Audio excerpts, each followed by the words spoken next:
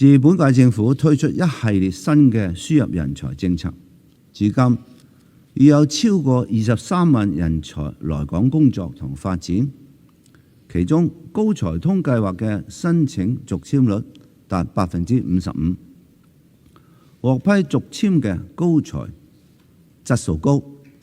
在港主要從事創科、金融業行業，